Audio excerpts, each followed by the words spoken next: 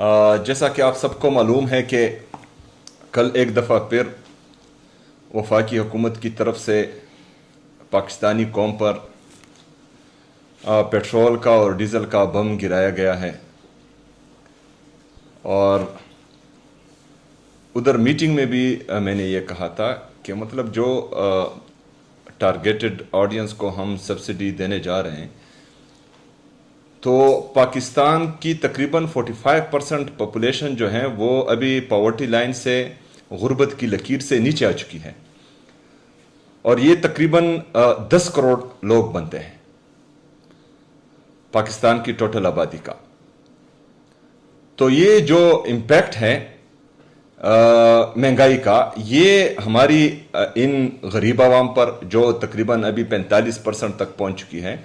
اس کے بعد middle class, اور میں بحیثیت وزیر اعلیٰ یہ جو مہنگائی آ رہی ہے اس کا بوجھ برداشت نہیں کر پا رہا، تو عام عوام جو ہیں، جو ہماری لوور مڈل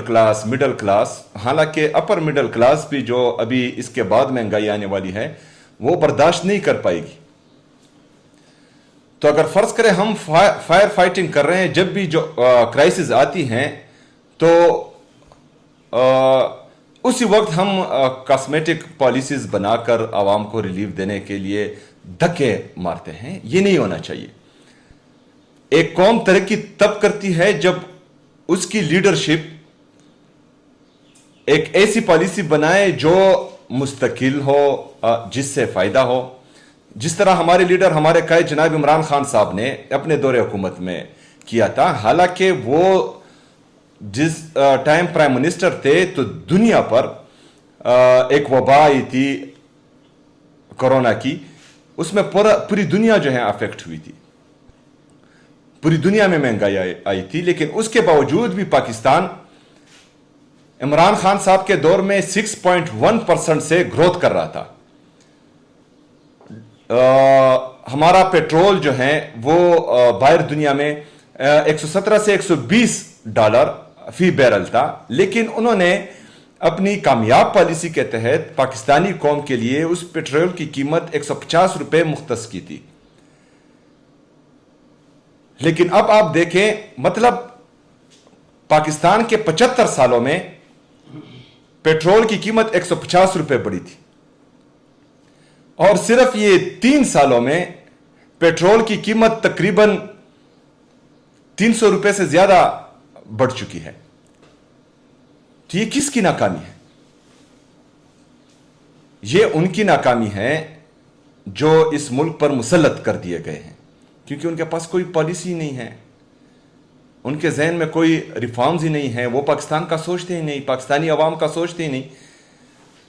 لیکن ہماری ذمہ داری ہے، کیونکہ ہم عوام کے ووٹ سے آئے ہیں اور ہماری طاقت ہی عوام ہے، ہم جمہوری لوگ ہیں، چور دروازے سے نہ ہم پہلے آئے تھے نہ اس کے بعد آئیں گے۔ جب ہم نے عوام کے پاس جانا ہے اور عوام کے ووٹ سے ہی اقتدار میں آنا ہے، تو ہم نے اپنے عوام کا سوچنا ہے۔ تو اس کے لیے ہم آلریڈی جو پالیسی اناؤنس کر چکے تھے موٹر سائیکل کے لیے، ہمارے فارمرز کے لیے، وہ نیشنل لیول تک ابھی پہنچ گئی ہیں۔ اس کے ساتھ ساتھ کیونکہ نیشنل کرائسس ہیں، تو اس میں ہم جو ہے پاکستان کا ساتھ دیں گے۔ ہمارے کچھ صوبائی جو رقوم تھے فیڈرل گورنمنٹ کے ساتھ، اس میں کچھ کٹوتی ہو رہی تھی، اسی وجہ سے ہم نے جو میٹنگز کی، بہرحال ہم نے اپنی صوبے کا مقدمہ لڑا، کیونکہ یہاں پر فلیش فلڈز اور کلاؤڈ بسٹ کی وجہ سے ہمارا جو نقصان ہوا تھا اس میں ہم نے پیسے دیے۔ ہمارا NFC کا شیئر وفاق ہمیں نہیں دے رہا۔ ہمارے قبائلی اضلاع جو ایڈمنسٹریٹیولی، انتظامی طور پر خیبر پختونخوا میں مرج ہوئے ہیں، لیکن ابھی تک وفاق نے فائنینشلی مرج نہیں کیا، تو جو ہمارے قبائلی اضلاع کا حق ہے NFC میں، وہ باقی صوبے کا رہے ہیں اور ہمیں نہیں دیا جا رہا، وہ بھی ہم نے بتایا۔ اس کے ساتھ ساتھ جو نیشنل پالیسی کے تحت ہمارے عوام کو زبردستی اپنے گھروں سے نکالا گیا ہے، تو ان کو بھی ہم ریلیف دے رہے ہیں، وہ پیسے بھی جو ہے صوبائی حکومت اپنی جیب سے دے رہی ہے۔ اس کے ساتھ ساتھ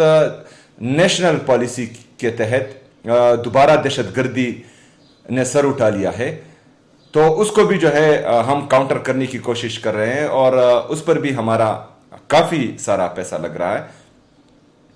تو یہ ساری باتیں جو ہیں ہم نے ان کے سامنے رکھی، اور جو ان کا ارادہ تھا ہم پر کٹ لگانے کا، تو وہ ہم نے انتہائی درجے مینیمائز کر دیا۔ مزمل اسلم صاحب بھی وہاں پر موجود تھے، انہوں نے بھی بہترین مقدمہ لڑا، میں ان کو بھی خراج تحسین پیش کرتا ہوں۔ تو ہم نے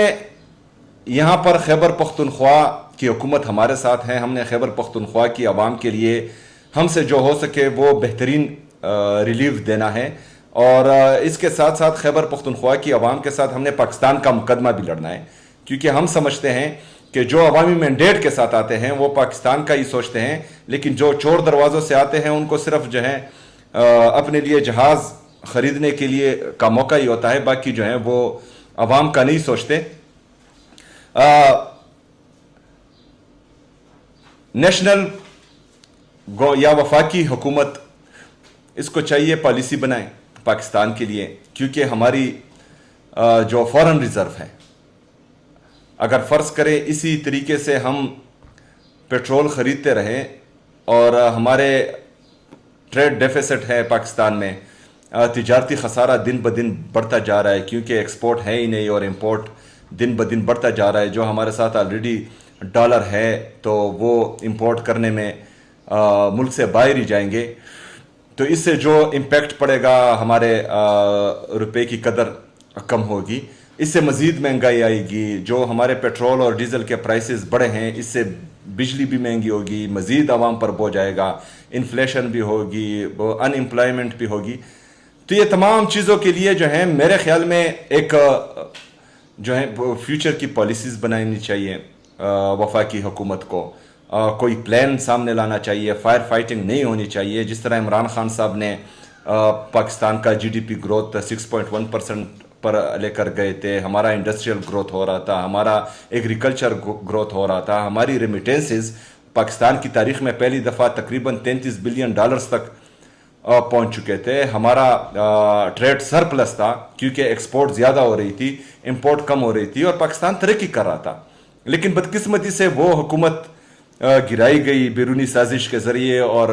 کچھ لوگوں کو مسلط کیا گیا اور کہا گیا کہ پاکستان ترقی کرے گا۔ تو اس نہج پر ہم پہنچ چکے ہیں کہ آج جو ہے ہمارے غریب عوام تو چھوڑے،